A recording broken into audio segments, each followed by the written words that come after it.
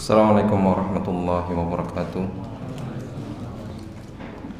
Innal hamdalillah nahmaduhu wa nasta'inuhu wa nastaghfiruh wa na'udzu billahi min shururi anfusina wa sayyiati a'malina. Man yahdihillahu fala mudilla lahu wa man yudlil fala hadiya lahu. Asyhadu an la ilaha illallah wahdahu la syarika lahu wa asyhadu anna Muhammadan 'abduhu wa rasuluh. Salatullahi wassalamu alaihi wa ala alihi wa sahbihi wa sallama tasliman katsira. Ya ayyuhalladzina amanu taqullaha haqqa tuqatih wa la tamutunna illa wa antum muslimun. Ya ayyuhan nasu taqu rabbakumul ladzi khalaqakum min nafsin wahidah wa khalaqa minha zawjaha wa bassa minhuma rijalan katsiran wa nisaa'a wattaqullaha alladzi tasaaluna bihi wal arham innallaha kana 'alaikum raqiba.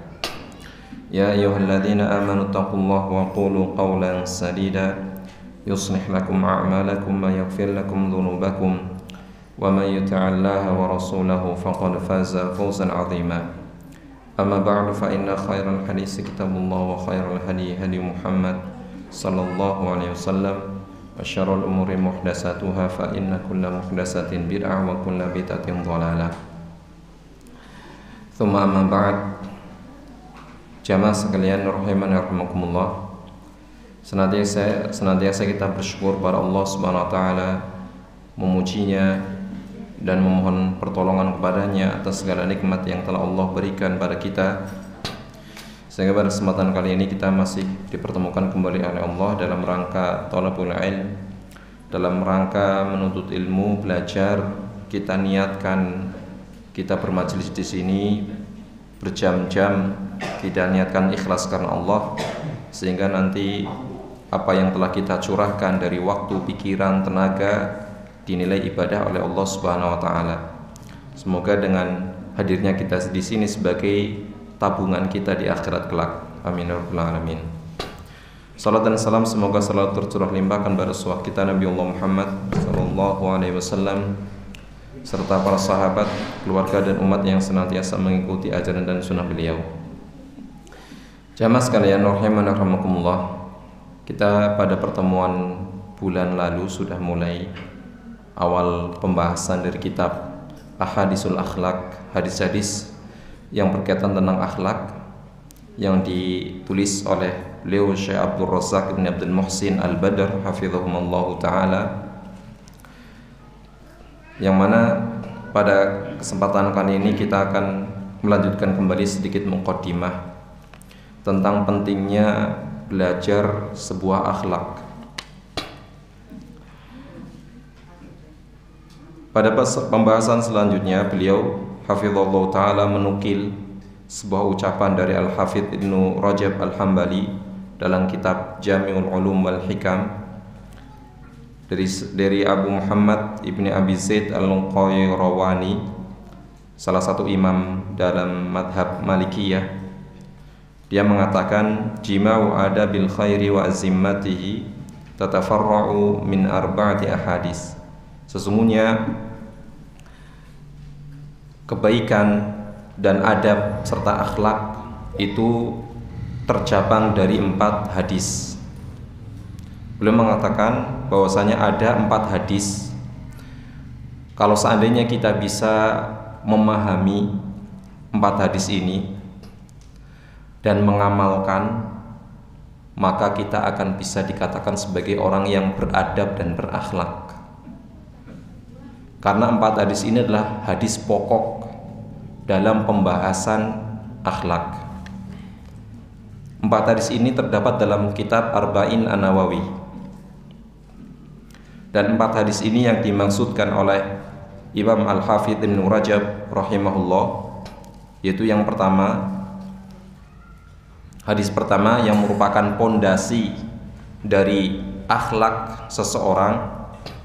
Yang pertama adalah hadis Nabi sallallahu alaihi wasallam yang diriwayatkan oleh Imam Bukhari dan Muslim. Nabi sallallahu alaihi wasallam bersabda, "Man kana yu'minu billahi wal yaumil akhir falyaqul khairan aw liyasmut." Barang siapa yang beriman dengan Allah dan hari akhir, meyakini dan mengimani Allah Subhanahu wa taala dan hari akhir, maka ucapkanlah yang baik atau diam.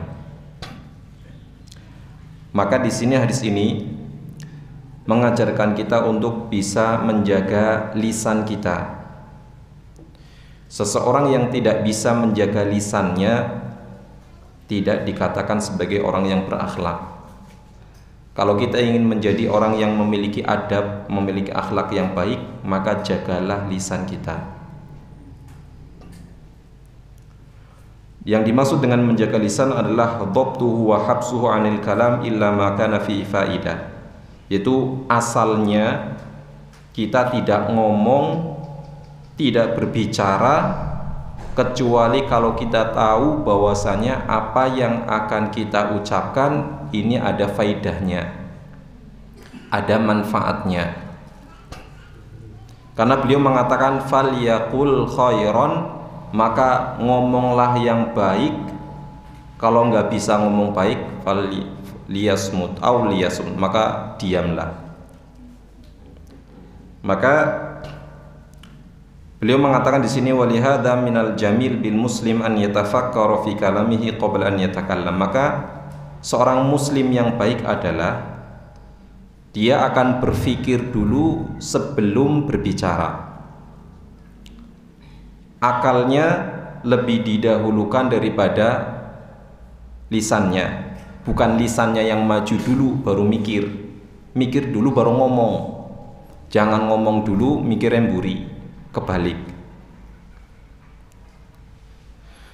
Wa idza tafakkara fihi wajadahu la yakhruj an salasati ahwal. Ketika seseorang itu berpikir untuk ngomong, maka kemungkinannya ada 3. Yang pertama adalah imma an yatabayyan lahu annahu khairun bayyin wadih fayatakallam bihi wala haraj. Yang pertama, ketika dia mikir, dia yakin bahwasanya apa yang dia ucapkan itu memang benar baik, betul baik secara zatnya, memang ucapan itu benar dan baik, dan juga baik dari sisi manfaat yang akan timbul. Ada kalanya ada perkataan yang baik, tapi kalau kita katakan bisa jadi itu akan menimbulkan efek samping yang negatif, maka kita harus tahan. Kalau kita yakin bahwasanya ucapan yang akan kita katakan itu baik, memang benar, dan itu memberikan faidah, manfaat kepada orang lain, maka ucapkanlah. Yang kedua, kondisi yang kedua, imma an yatabayyan lahu annahu syarrun bayyin, imma ghibah au kadhib au sukhriyah au namimah fayamna nafsahu minhu.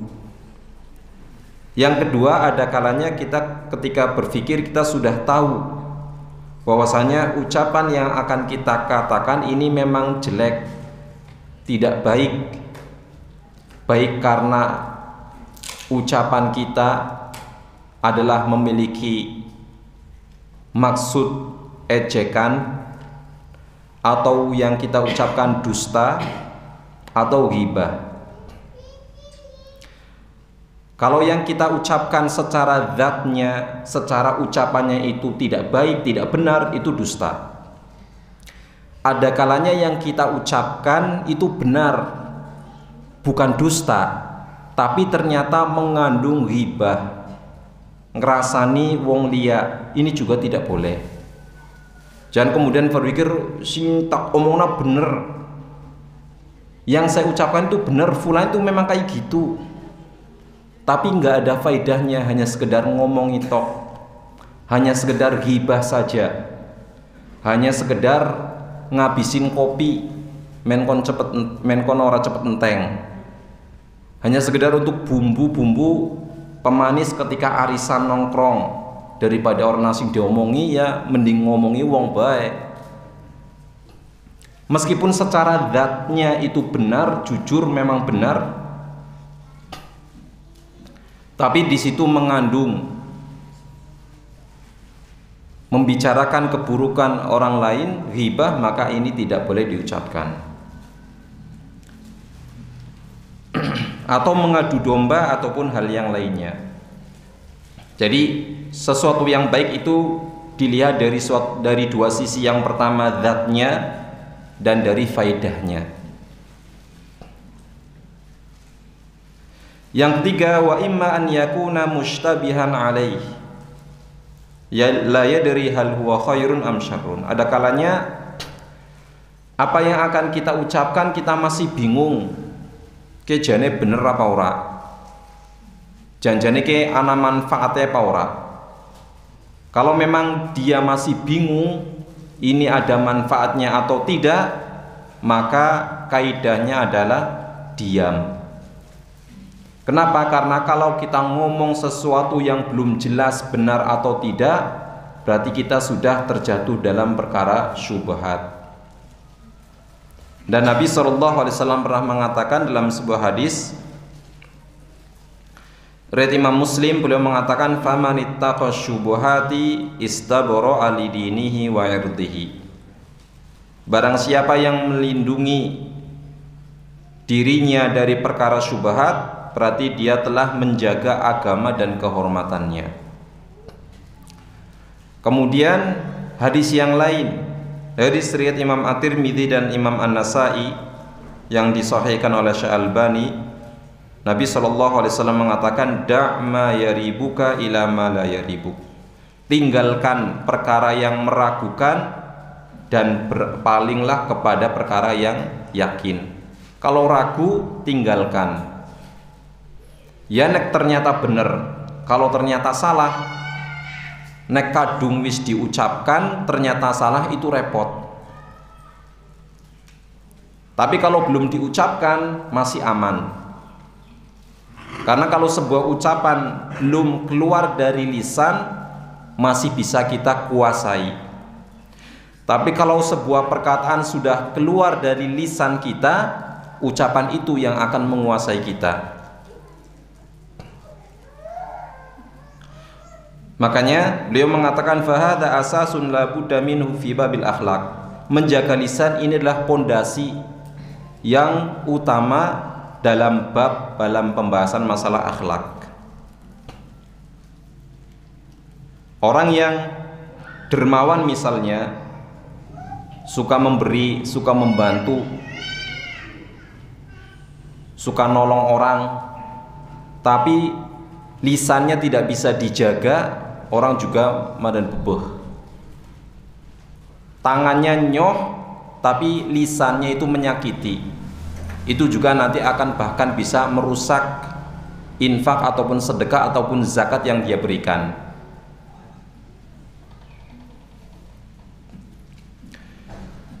Dan perintah untuk menjaga lisan itu juga tertuang dalam firman Allah Subhanahu wa taala dalam surat Al-Ahzab ayat 70 yang sering kita dengar, itu firman Allah Subhanahu wa taala, ya ayyuhalladzina amanu taqullah, wahai orang yang beriman, bertakwalah kalian kepada Allah.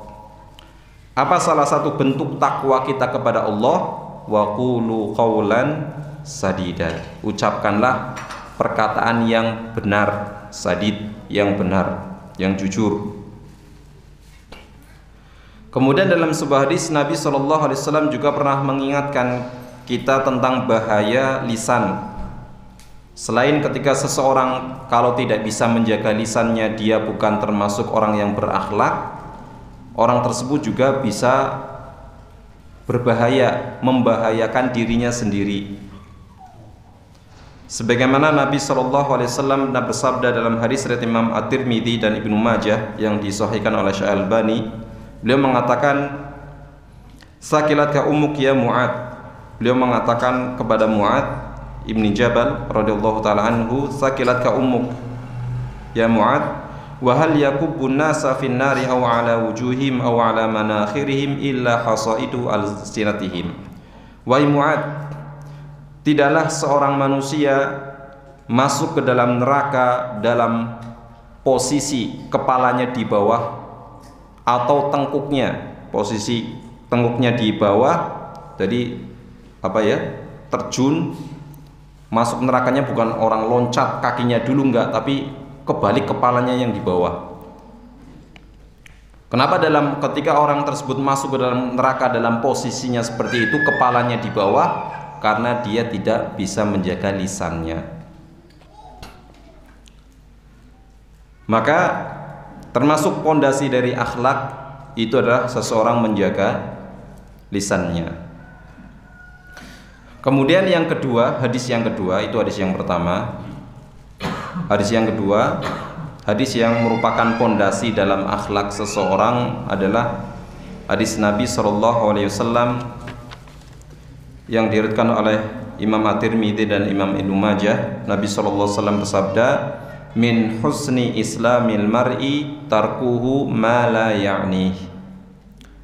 Termasuk dari kebaikan, kesempurnaan Islamnya seseorang, dia meninggalkan perkara-perkara yang tidak bermanfaat secara syariat.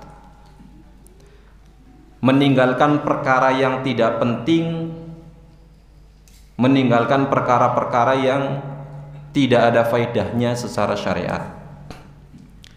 Atau dikatakan meninggalkan perkara-perkara mubah secara berlebihan.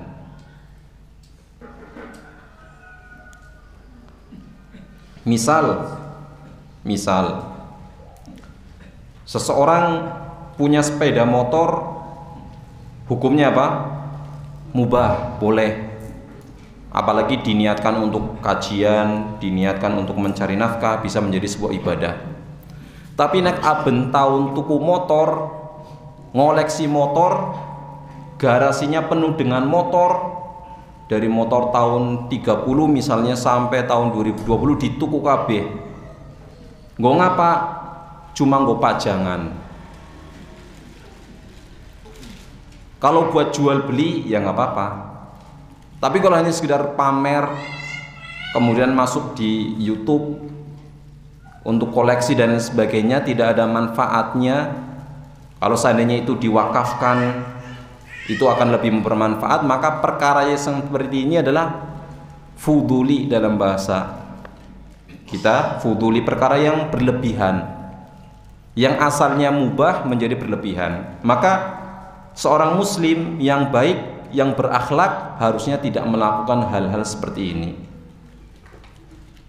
Membeli sesuatu sesuai dengan kebutuhannya, atau hal yang lainnya yang aslinya adalah mubah, aslinya boleh, halal, tapi menjadi sesuatu yang tidak baik ketika itu berlebihan. Timbangannya adalah ukurannya adalah syariat, bukan timbangannya hawa nafsu. Jadi perkara yang penting menurut syariat, perkara yang bermanfaat menurut syariat, maka kita harus perhatian. Kalau ternyata perkara itu tidak penting menurut syariat, tidak ada faedahnya menurut syariat, maka seorang muslim yang berakhlak hendaknya meninggalkan perkara-perkara tersebut. Misal contoh yang lain, misal olahraga. Olahraga hukumnya apa? Mubah.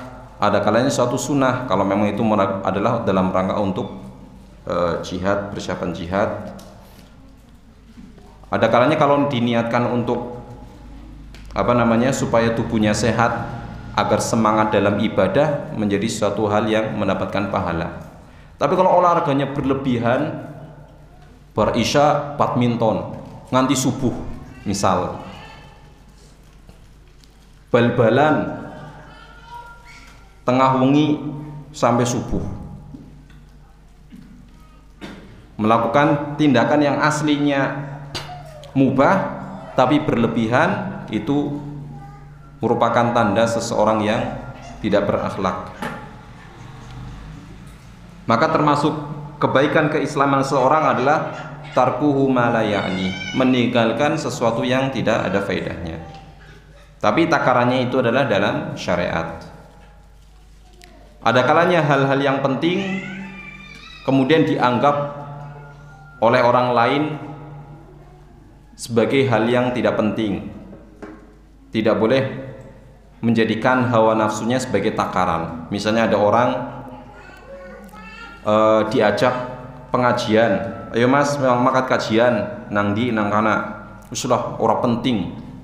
Nabi sallallahu alaihi wasallam mengajarkan min husnil islamil mar'i tarkuhu ma la ya'ni.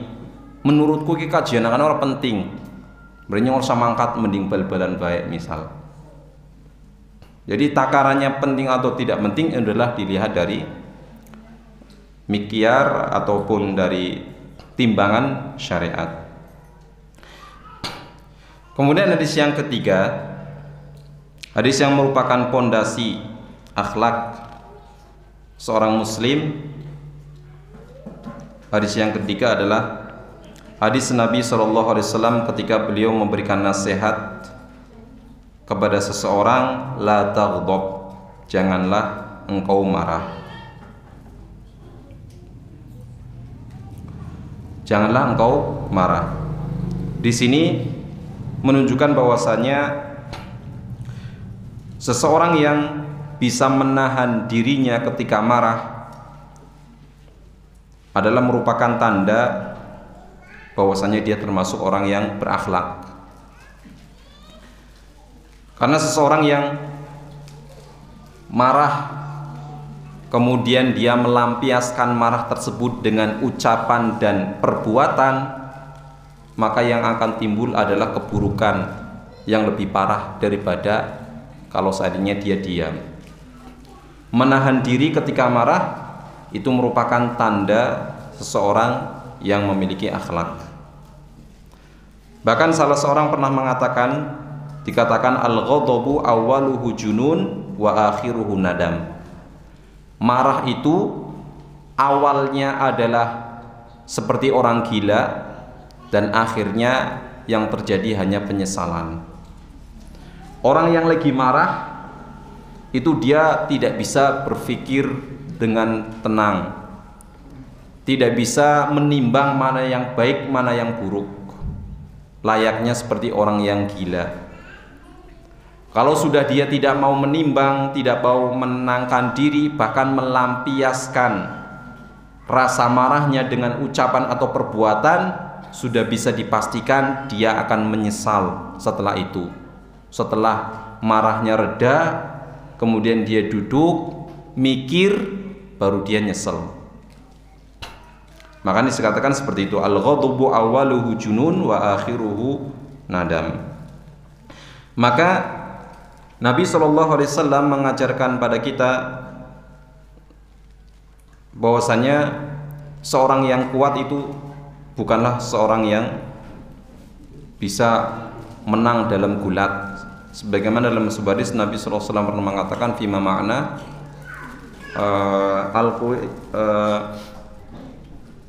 al-qawiyyu, yang gimana hadisnya itu? Bahwasanya orang yang kuat itu bukanlah orang yang menang gulat, tapi adalah man yamliku nafsahu indal ghadab. Orang yang kuat itu adalah orang yang mampu menahan dirinya ketika dia marah.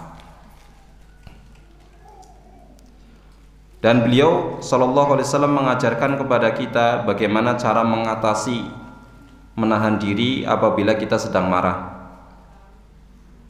Salah satu caranya adalah beliau pernah mengatakan sallallahu alaihi wasallam, idza ghadiba ahadukum wa huwa qa'im falyajlis fa in dhahaba anhu al-ghadab wa illa falyattaji. Kalau salah seorang di antara kalian sedang marah, maka ketika kalian posisinya sedang berdiri, maka duduklah. Kalau ternyata dengan duduk belum bisa hilang, maka berbaringlah. Bahkan dalam hadis lain Nabi SAW mengatakan fa'id wa idza ghadiba ahadukum falyaskut. Ketika kalian sedang marah, maka diam, jangan ngomong. Karena ketika seseorang marah kemudian tidak bisa diam, tidak mau menjaga lisannya, yang terjadi nanti adalah keburukan dari lisan yang dia gunakan untuk berkata, berucap ketika dalam kondisi marah. Salah seorang sahabat pernah mengatakan, fata'ammaltu dzalika fawajadtu annal ghadab jima'u syarr. Ada sebuah asar yang menyebutkan bahwasanya Salah seorang sahabat mengatakan, setelah aku pikir-pikir, ternyata marah itu adalah menyebabkan banyak sekali keburukan.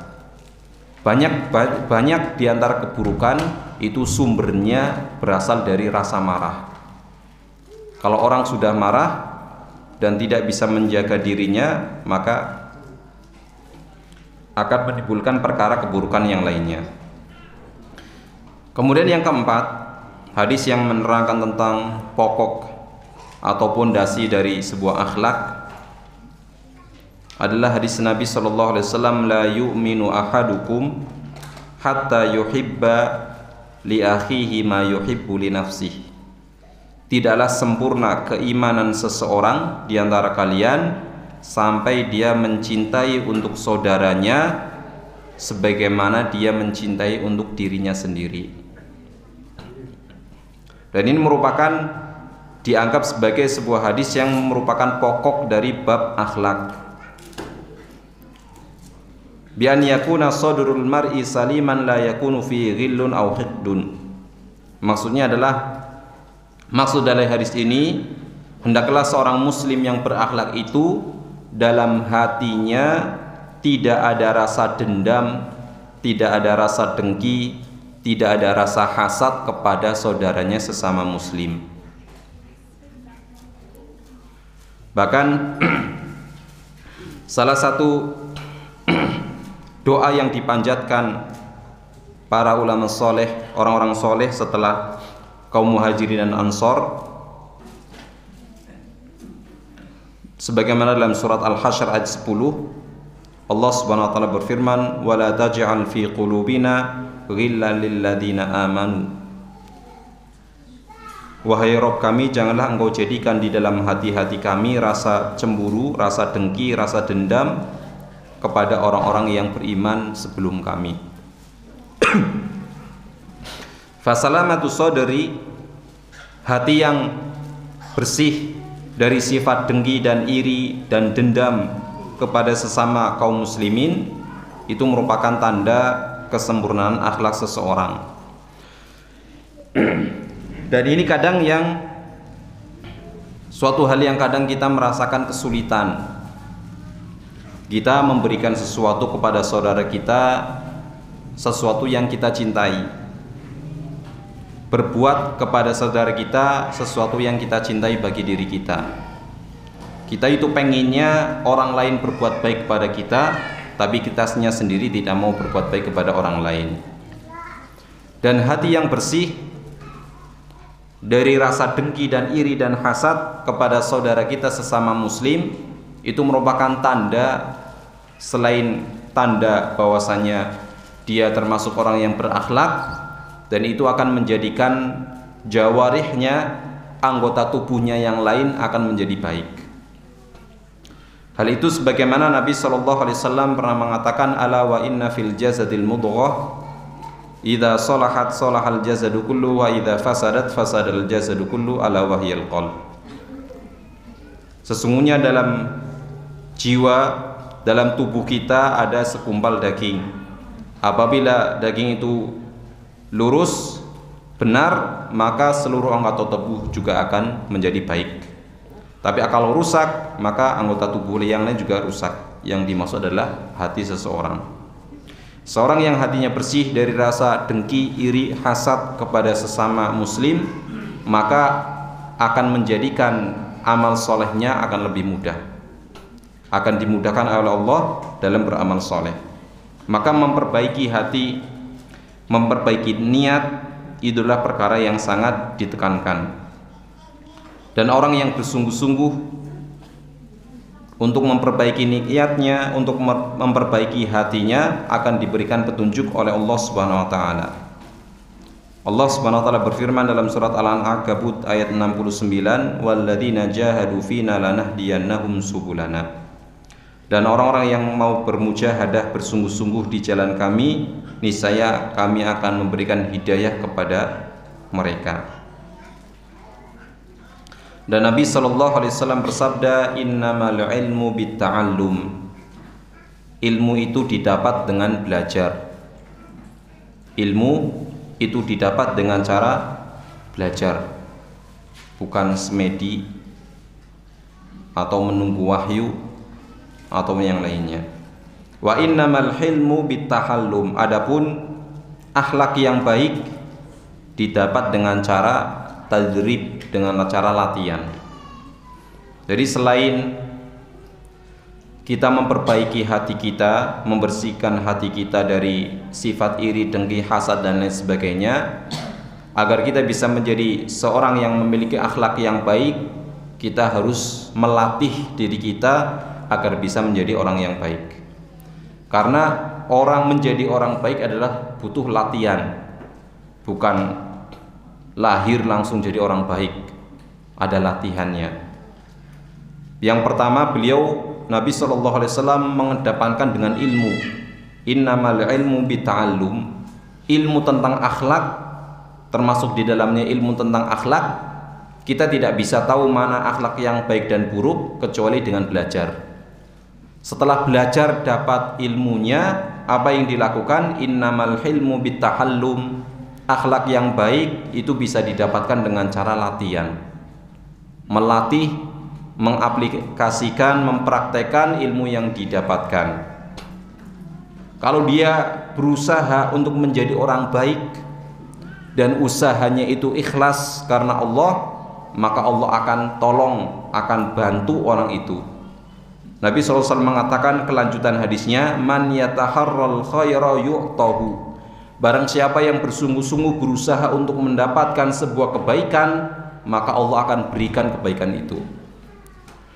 Wa man yattaqi syarra yuqahu, barang siapa yang berusaha menjaga diri dari keburukan, maka Allah akan selamatkan orang tersebut dari keburukan itu.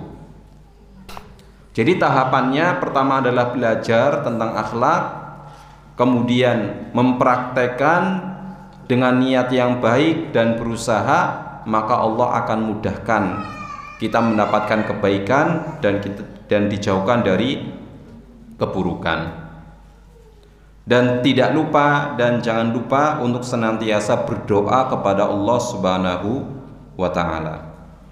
Sebagaimana Nabi SAW juga berkata kepada Mu'adz bin Jabal radhiyallahu taala anhu, beliau mengatakan, "Ya Mu'adz, wallahi inni la uhibbuka." Wahai Mu'adz, demi Allah sesungguhnya aku mencintaimu. Faqultu bi abi anta wa ummi wallahi inni la uhibbuka. Qala usika ya Mu'adz la tad'anna fi duburi kulli salatin taqul Allahumma inni ala dzikrika wa syukrika wa husni ibadatik. Wahai Mu'adz, janganlah engkau tinggalkan di akhir salatmu, fi duburi kulli salat, di akhir salat maksudnya setelah kita selesai membaca doa tasyahud akhir, kemudian kita disunnahkan untuk membaca Allahumma a'inni ala dzikrika wa syukrika wa husni ibadatik. Ya Allah, tolonglah aku untuk senantiasa mengingatmu, bersyukur kepadamu, dan memperbaiki ibadah kepadamu, agar ibadahnya senantiasa baik.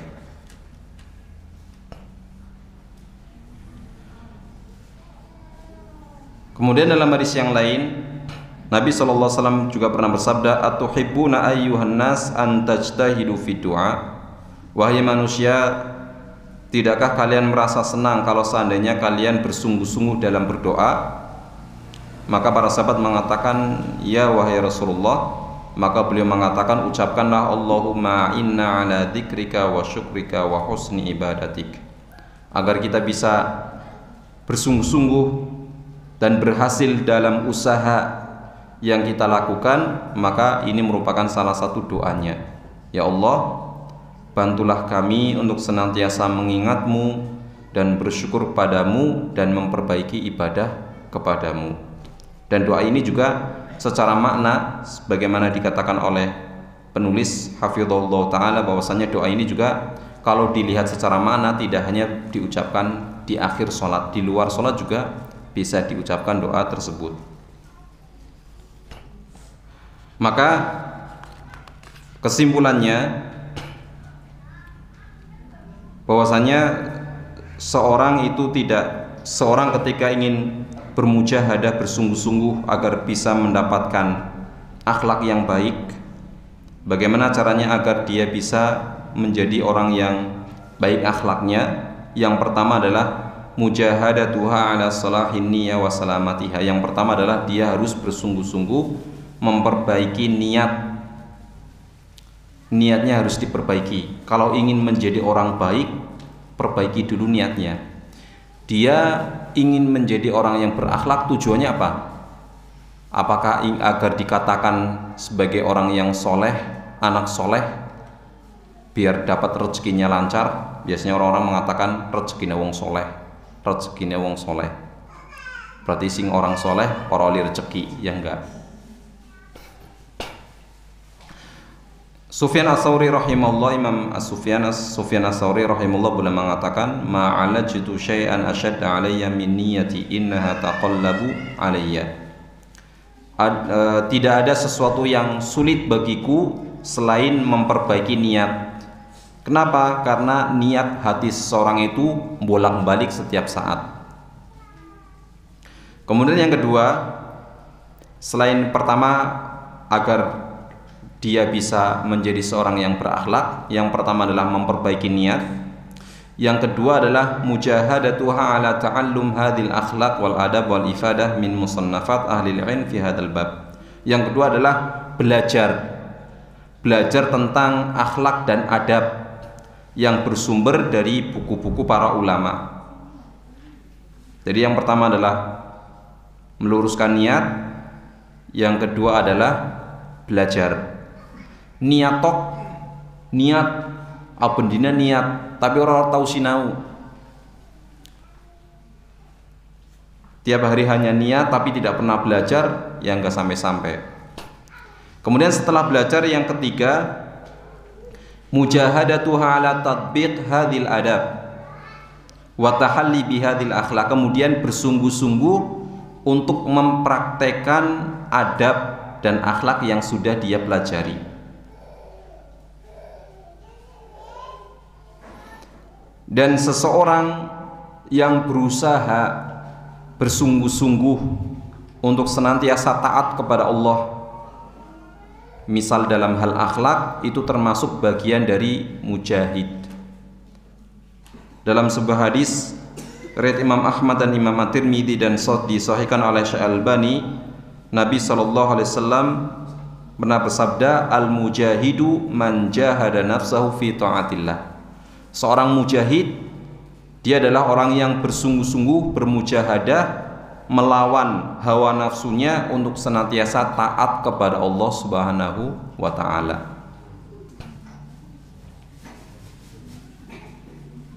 Dan orang yang bermujahadah bersungguh-sungguh dalam rangka taat kepada Allah, maka kebaikannya akan kembali pada dirinya sendiri. Allah Subhanahu wa taala berfirman, man jahada fa innama yujahidu li nafsihi. Barang siapa yang bersungguh-sungguh berjihad, maka sesungguhnya jihadnya itu manfaatnya akan kembali pada dirinya sendiri. Innallaha laghaniyun 'anil 'alamin. Allah itu sesungguhnya Allah Maha Kaya, tidak butuh dengan alam semesta. Jadi untungnya manfaat dari bermujahadah bersungguh-sungguh dalam mempraktekkan ilmu setelah belajar akhlak, kebaikannya akan kembali kepada diri masing-masing. Kemudian setelah kita sudah bisa memperbaiki niat, belajar, mempraktekkan, maka ada tugas yang lain. Yang keempat adalah mujahadatuha ala da'wati ilaiha wa bayaniha wa nashriha. Itu baru setelah itu dia mengajak orang lain, mendakwahi, mengajak orang lain untuk mempraktekkan akhlak yang telah dia ketahui. Karena dakwah mengajak orang lain dalam kebaikan adalah sebaik-baik ucapan.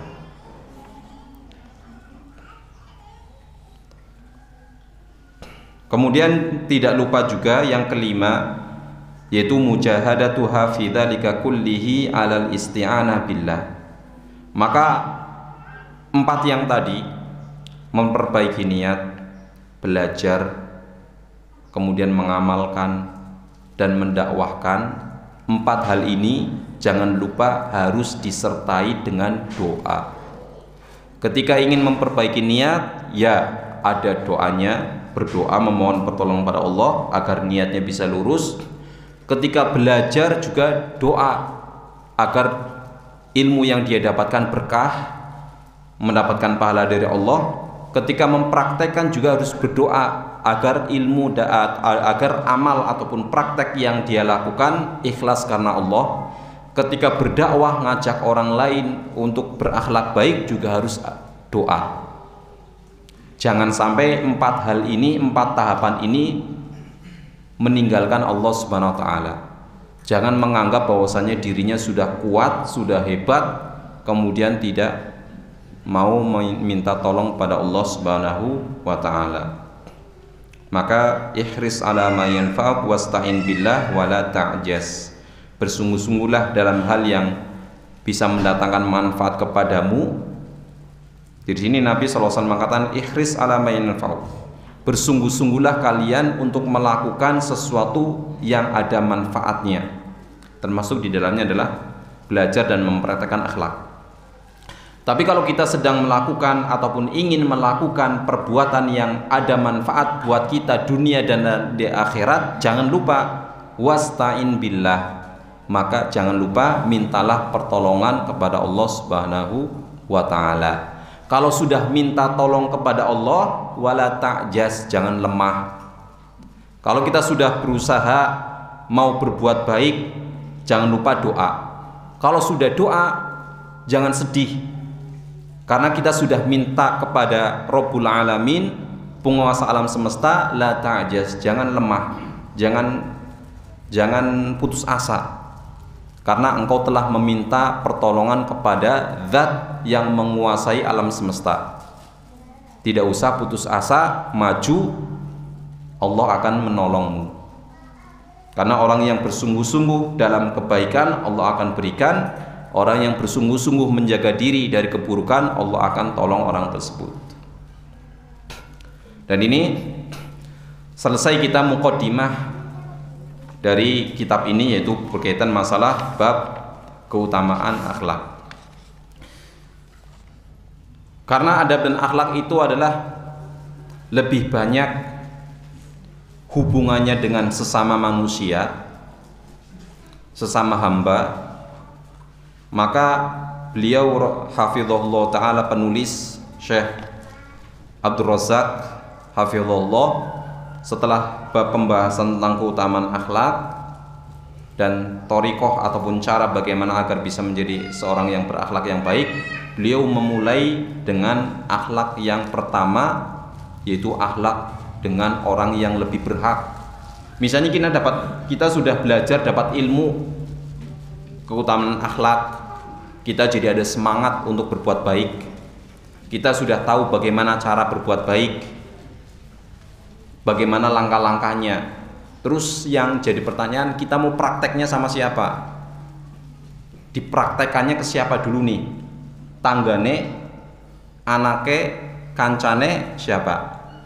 Maka beliau menyebutkan yang bab kedua adalah birrul walidain, berbuat baik kepada kedua orang tua. Karena setelah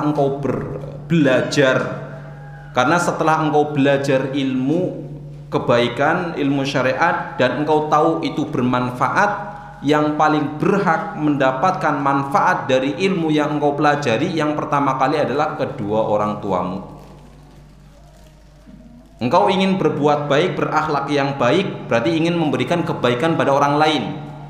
Maka orang yang paling berhak mendapatkan kebaikanmu yang pertama kali adalah kedua orang tuamu. Makanya setelah beliau membahas tentang keutamaan berakhlak yang baik, kemudian yang kedua adalah birrul walidain, berbuat baik kepada kedua orang tua. Di samping karena berbuat baik kepada kedua orang tua merupakan perintah Allah Subhanahu wa taala. Allah Subhanahu wa taala berfirman dalam surat Al-Isra. Allah Subhanahu wa taala berfirman, "Wa qadha rabbuka alla ta'budu illa iyyahu wa bil walidaini ihsana." Dan Allah telah memerintahkan, Tuhanmu telah memerintahkanmu supaya engkau tidak beribadah kecuali hanya kepada Allah dan berbuat baik kepada kedua orang tuamu. Dan Allah Ta'ala berfirman, Qul ta'alau atlu ma harrama rabbukum alaikum alla tusyriku bihi syai'a.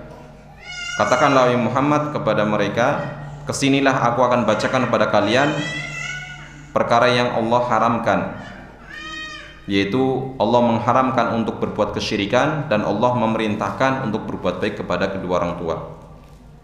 Dan ayat yang lain juga banyak berkaitan masalah perintah untuk berbuat baik kepada kedua orang tua.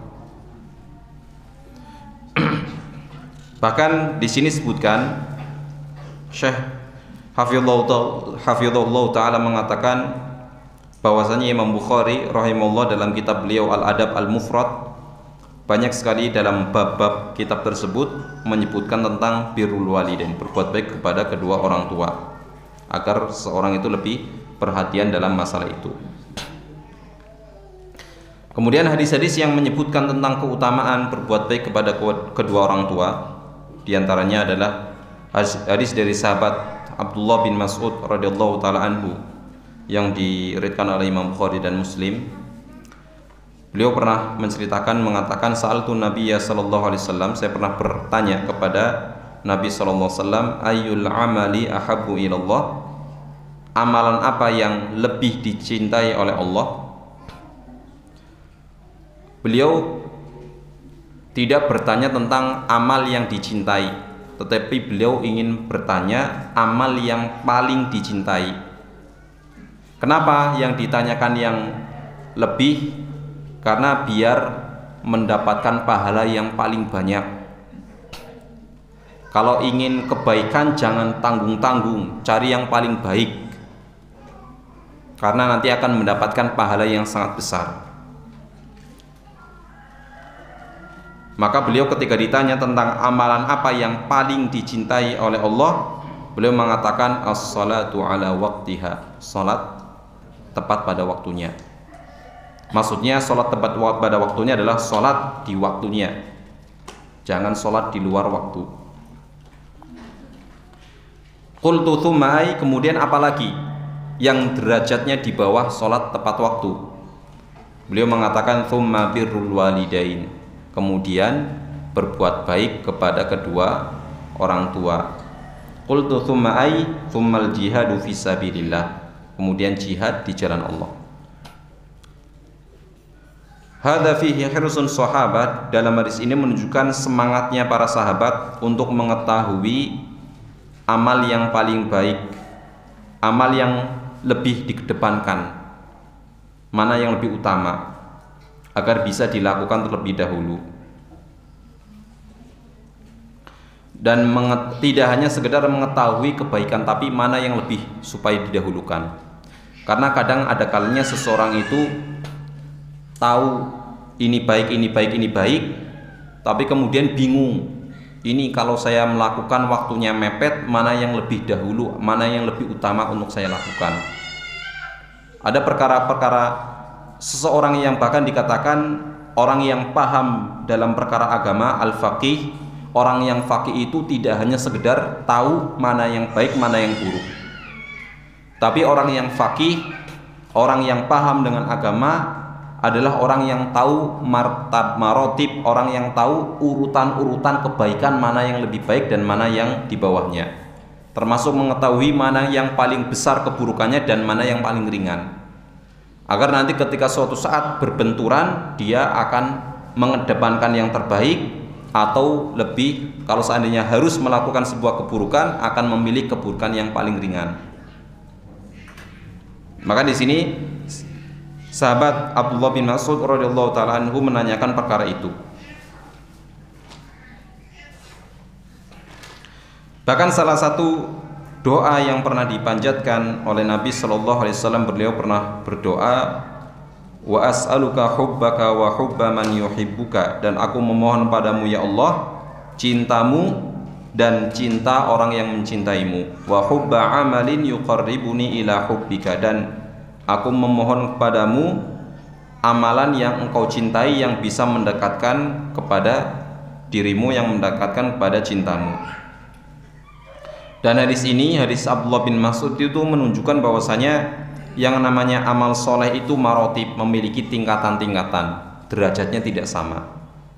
Hal ini juga selaras sama dengan hadis lain, yaitu hadis yang masyhur ketika Nabi SAW pernah mengatakan al-imanu bid'un wa sab'una syu'bah. Iman itu memiliki 70 sekian cabang. Bid'un, bid' itu adalah antara angka 3 sampai 9. Berarti 70 sekian cabang, bisa 73, 74, 75, 76, 77, 78. Wa afdaluha, dan yang paling tinggi derajatnya adalah ucapan la ilaha illallah. Wa adanaha imatatul adha anit tariq, dan yang paling rendah adalah menyingkirkan gangguan dari jalan. Wal haya'u syu'batun minal iman, dan rasa malu merupakan cabang dari keimanan.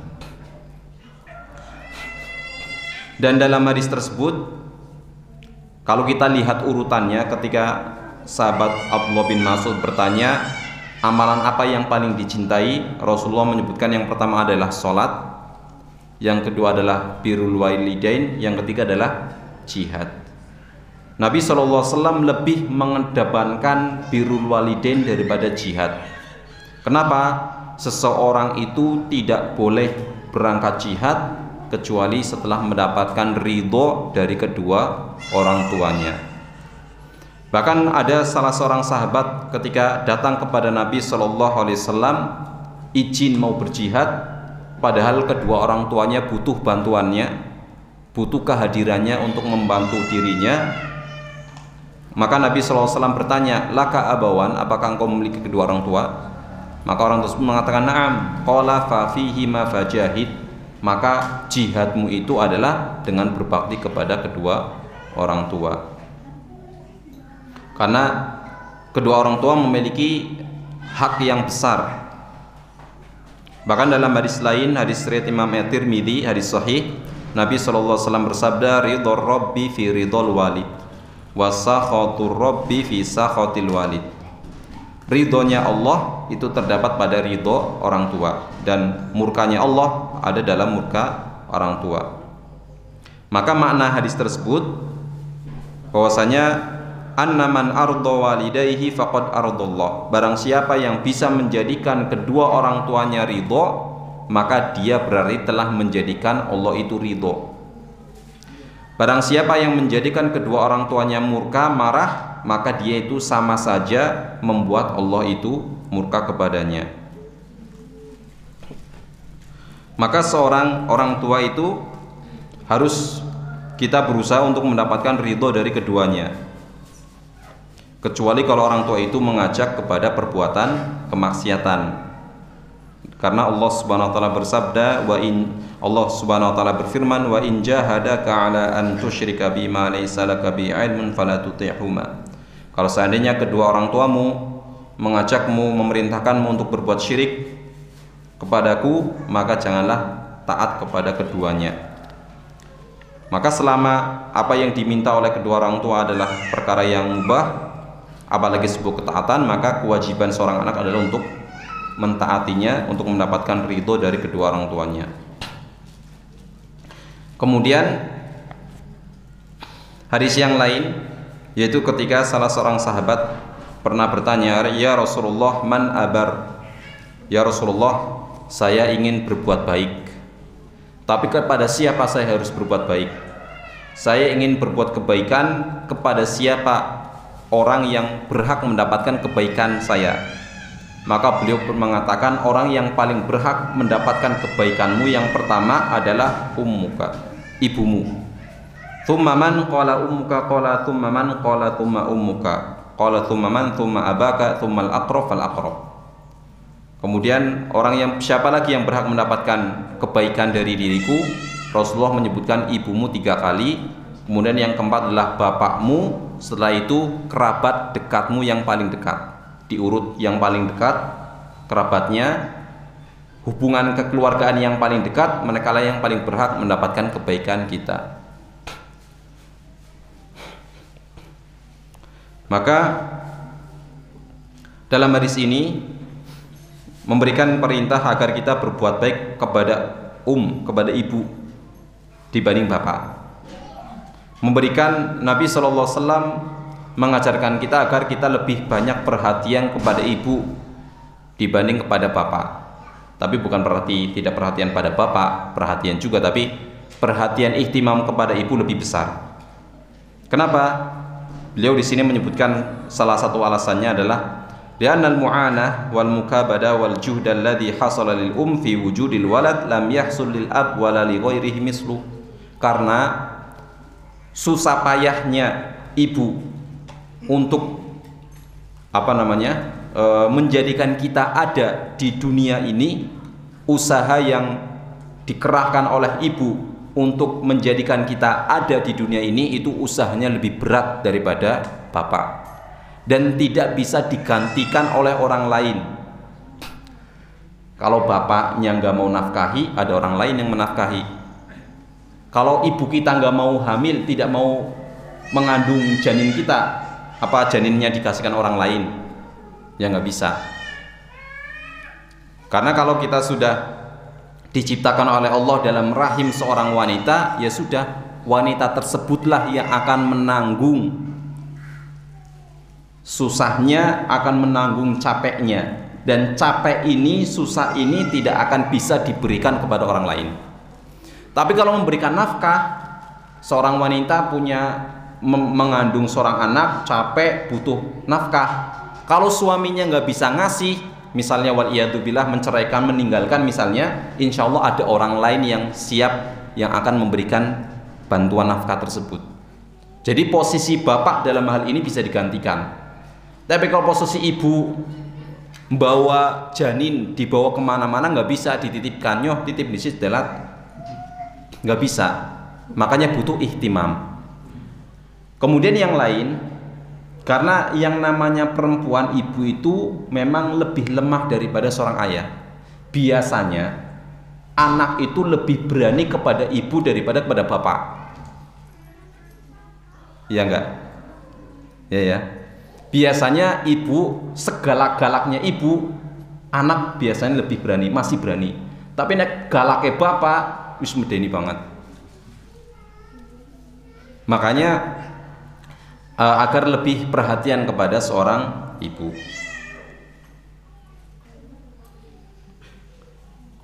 Maka di sini Nabi SAW menyebutkan marotib urutan dalam sebuah amal kebaikan. Berbuat baik kepada bapak dan ibu, keduanya adalah sesuatu yang diperintahkan. Tapi kalau seandainya kita harus lebih dahulu, siapa yang harus didahulukan? Maka dalam hal ini berbuat baik kepada kedua orang tua, yang lebih didahulukan adalah ibunya. Tapi bukan berarti kemudian kita mengabaikan bapak. Dalam sebuah ayat Allah Subhanahu wa taala berfirman menceritakan tentang jasa seorang ibu. Allah Subhanahu wa taala menyebutkan wa wasainal insana biwalidayhi ihsana, dan Allah Subhanahu wa taala memerintahkan manusia untuk berbuat baik kepada kedua orang tuanya secara umum. Allah memerintahkan kita secara umum untuk berbuat baik kepada ibu dan bapak. Kemudian Allah memberikan pengkhususan kepada ibu. Tapi pengkhususan yang Allah berikan tidak dengan perintah, tapi Allah menyebutkan, mengingatkan kebaikan yang telah diberikan oleh seorang ibu kepada anaknya. Apa kebaikannya? Hamalathu ummuhu kurhan wa wada'athu kurha. Hamilnya dalam keadaan susah payah, melahirkannya juga dalam keadaan susah payah. Allah tidak mengatakan berbuat baiklah kepada ibumu secara khusus, enggak, tapi Allah menyebutkan bahwasanya di antara kedua orang tua ini, bapak dan ibu, ada yang lebih banyak jasanya, ada yang lebih susah dalam hal kebaikan kepada anak, yaitu ibu. Hamil dalam keadaan susah payah dan melahirkan dalam keadaan susah payah. Wa hamluhu wa fisaluhu salasuna syahra. Hamil dan menyusuinya sebanyak 30 bulan. Ini adalah waktu hamil dan menyusui. Maksudnya sebagian ulama menyebutkan bahwasanya 30 bulan itu hamil dan menyusui. Kalau menyusui itu kan berapa? 2 tahun, 24 bulan. Sisanya 6 bulan ya. 30 kurangi 24, 6. Jadi waktu hamil paling pendek itu adalah 6 bulan. Seorang itu kalau seandainya umur kehamilan 6 bulan, setelah itu melahirkan, tidak boleh dituduh bahwasanya dia hamil di luar nikah. Tapi kalau kemudian baru nikah, kemudian setelah 5 bulan setelah nikah tiba-tiba melahirkan, itu sudah bisa menjadi bukti bahwasanya dia telah melakukan perzinaan sebelum nikah. Kemudian ayat yang lain Allah Subhanahu wa taala berfirman, wa wassaynal insana biwalidayhi hamalatu ummuhu wahnan ala wahnin wa fisaluhu fi amain. Dan kami wasiatkan, kami perintahkan manusia untuk berbuat baik kepada kedua orang tua, dan ibunya telah hamil mengandung anak tersebut dalam keadaan letih dan susah, dan telah menyusuinya selama 2 tahun. Maka dalam hal ini kita bisa melihat ada 3 kebaikan yang telah diberikan oleh seorang ibu kepada anak yang tidak bisa diberikan kepada seorang ayah. Yang pertama adalah kebaikan hamil, mau gendong dalam perut. Kemudian yang kedua adalah melahirkan. Nggak mungkin kemudian yang hamil ibu yang melahirkan bapak. Yang ketiga adalah rodho'ah wa mu'anatuha, yaitu menyusuinya dan merawatnya. Maka 3 kebaikan ini yang menjadikan kemudian syariat ini lebih mengedepankan ibu dibanding ayah. Jamaah sekalian rahimakumullah, kemudian setelah berbuat baik dalam hadis tadi, setelah ibu, bapak, kemudian Nabi SAW mengatakan tumal aqrab fal aqrab. Kemudian yang berhak untuk mendapatkan kebaikan dari akhlakmu yang baik adalah kerabat dekatmu yang paling dekat, itu yang lebih berhak. Fihi tanbih ala mura'ati haqqil qarabah al adna fal adna wal aqrab fal aqrab. Kemudian beliau mengatakan, karena dalam berbuat baik dalam saudara kita harus melihat yang paling dekat, hubungan kekerabatannya, kekeluargaan dengan kita, itulah yang paling berhak untuk mendapatkan. Maka beliau mengatakan, wa idza kanatil ahaqqu bil birri minal ab fa fi janibil aqarib. Karena di hadis disebutkan bahwasanya ibu itu yang lebih dahulu lebih berhak untuk mendapatkan kebaikan daripada bapak, maka dalam hal kerabat sedulur yang paling berhak pertama kali mendapatkan kebaikan kita adalah al-kholah. Kholah itu adalah saudarinya ibu, bulik atau budek tapi dari ibu. Itu lebih berhak dibanding yang lain.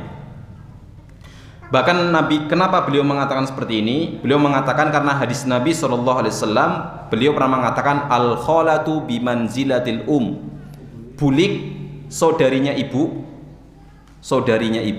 baik adiknya ataupun mbakyunya.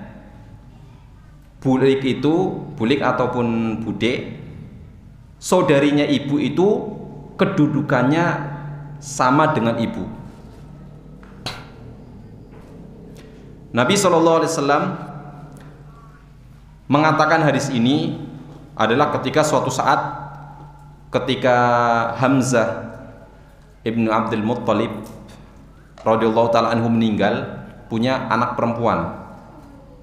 Kemudian punya anak perempuan, ternyata Ja'far ibn Abi Thalib dan Ali ibn Abi Thalib itu rebutan untuk merawat anaknya Hamzah. Ali radhiyallahu ta'ala anhu mengatakan, ibnatu ammi, saya berhak untuk merawat anaknya Hamzah karena Hamzah itu pakde saya. Kemudian Ja'far kan saudaranya Ali. juga mengatakan ibnatu ammi, dia juga sama-sama anaknya Pak D saya, tapi kholatuha tahti, tapi buliknya anak ini adalah istri saya. Maksudnya, maka Nabi SAW memberikan anaknya Hamzah diberikan kepada Ja'far, sehingga Ja'farlah yang merawat. Maka di sini bahwasanya beliau mengatakan wa minal ajib hadzal amr annal khalah tajidu fi nafsiha minal ihtimam wal mutaba'ah was su'al an abna'i ukhtiha syai'an kabiran. Kita perhatikan yang memang suatu yang memang Masya Allah, biasanya bulik itu, saudari ibu itu lebih banyak perhatian kepada kita, lebih banyak perhatiannya pada kita dibanding kerabat yang lain. Misalnya kita punya istri, misalnya kita sebagai anak, kita sebagai anak punya bapak dan ibu. Bapak punya saudara laki-laki dan perempuan, ibu kita juga punya saudara laki-laki dan perempuan. Biasanya saudari ibu kita, bulik ataupun bude, itu lebih banyak memberikan perhatian kepada kita sebagai keponakannya dibanding Pak D dan Pak Lik ataupun yang lainnya. Maksud nggih? Tuh. Maka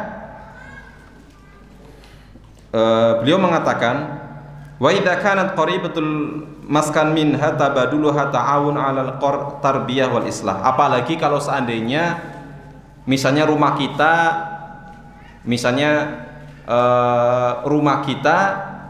dekat dengan rumahnya saudari istri kita. Itu saudari istri kita, saudari ipar itu akan banyak memberikan perhatian kepada anak kita. Maka mungkin istilah kita misalnya waliyadzubillah, seandainya misalnya istri kita meninggal, misalnya ini contoh ajendonga. Kalau misalnya ada seorang laki-laki punya istri kemudian meninggalkan anak, punya anak masih kecil, maka yang lebih baik adalah dia turun ranjang atau naik ranjang, nggak apa-apa. Kenapa? Karena saudari istrinya itu akan lebih banyak perhatian kepada anaknya. Karena al-khalah, saudari ibu itu akan merasakan bahwasanya keponakannya itu adalah seperti anaknya sendiri.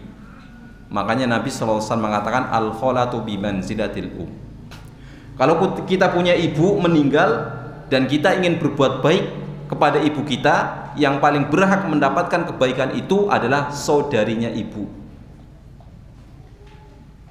Karena al-khalah, saudari ibu itu kedudukannya hampir sama dengan ibu kita. Rasa sayangnya lebih besar kepada kita.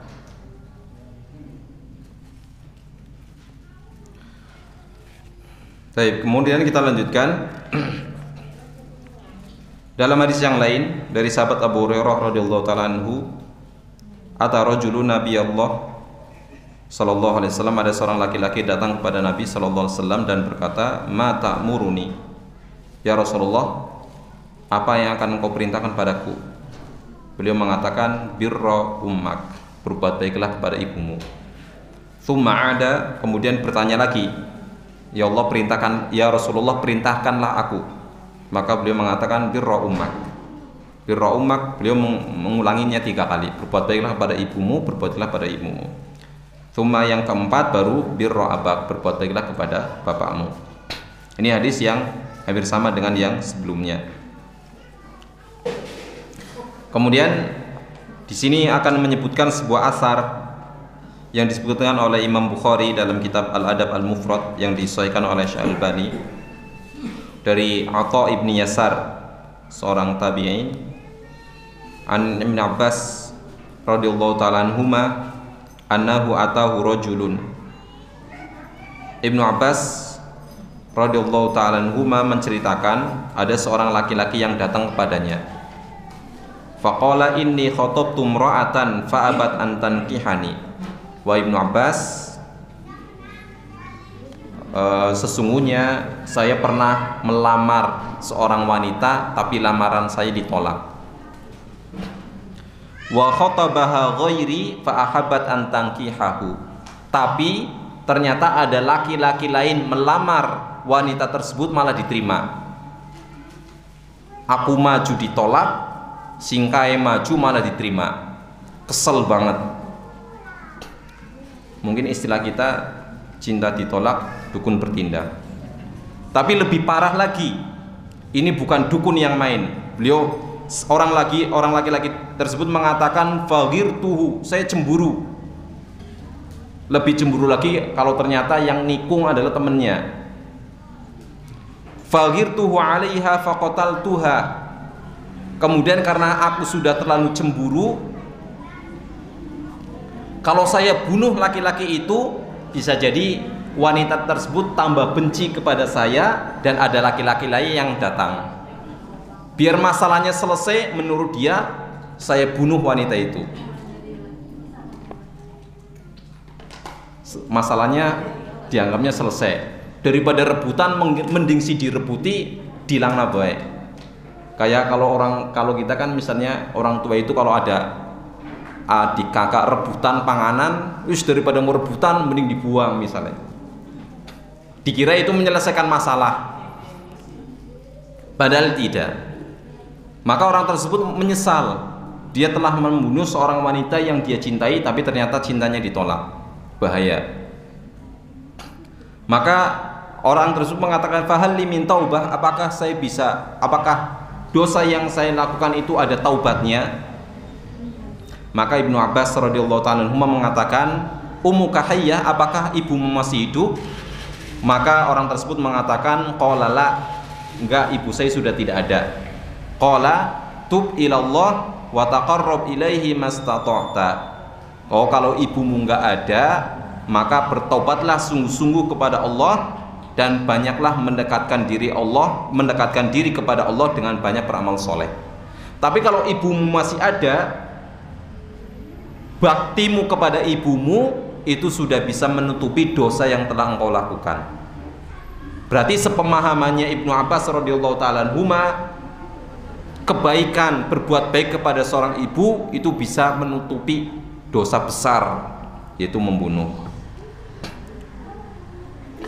Fadhahabtu, kemudian perawi yaitu Atha ibni Yasar bertanya pada Ibnu Abbas, lima sa'altahu an hayati ummi, qala inni la alamu amalan aqraba ilallah min birril walidah.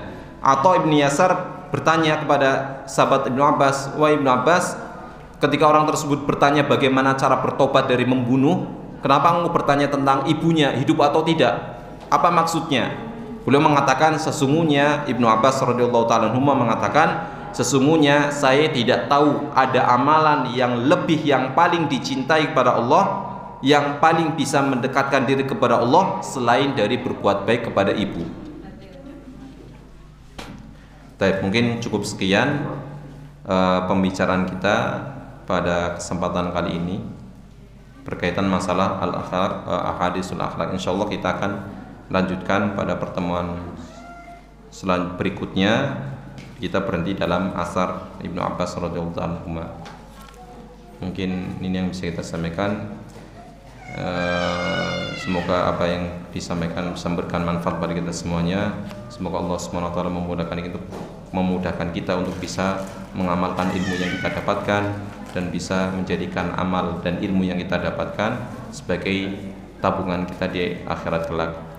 Sallallahu ala nabiyyina Muhammadin wa ala alihi wasallam. Subhanakallahumma wa bihamdika asyhadu an la ilaha illa anta astaghfiruka wa atubu ilaik. Assalamualaikum warahmatullahi wabarakatuh.